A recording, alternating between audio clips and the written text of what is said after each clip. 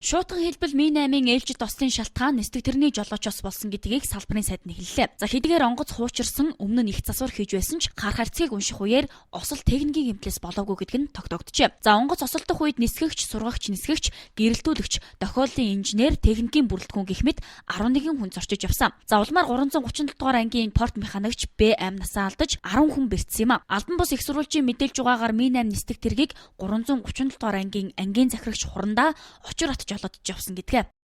Одоо ажлын хэсэг өөрийнхөө ажлыг гүйцэтгээд тодорхой дүгнэлтүүд гаргасан. За Оросын холбооны улсад явуулсан хар харьцгийг бас манай хоёр орны хамтарсан мэргэжилтнүүд судлаад тухайн үед бол техникийн талаас болсон шалтгаан байхгүй байна гэдгийг бол тодорхойлсон байгаа.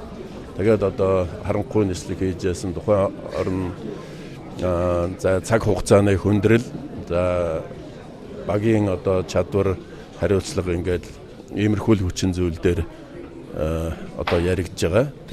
Зэвсэгт хүчний 337 дугаар ангиас төлөвлөгөөт нислэг тогтмол хийдэг бөгөөд тухайн өдөр 2-оос 3 нислэг үйлдсэн гэдгийг албаныхан хэлсэн. Гэхдээ үзэгдэх орчин хязгаарлагдмал үед нислэг үйлдсэн ч ослын нэг шалтгаан болж байгааг салбарын сайд хэллээ. Өмнө нь манай улсад Mi8 нислэг тэрэг осолдсон хэд хэдэн тохиолдол гарч байсан. За гэхдээ тэдний ихэнх нь ямар шалтгаанаас осолдсон гэдг нь нийтэд тодорхойгүй замхарч байсан юм а. За тэгвэл 2011 онд 10 гаруй хүний амь насыг авч утсан Mi8-ын ослыг жолоочийн буруутай үйлдэлээс болсон гэдгийг иншүүх тогтоож 2 нисгэгчийг 5 болон 3 жилийн хорихлаар шийтгэж байсан.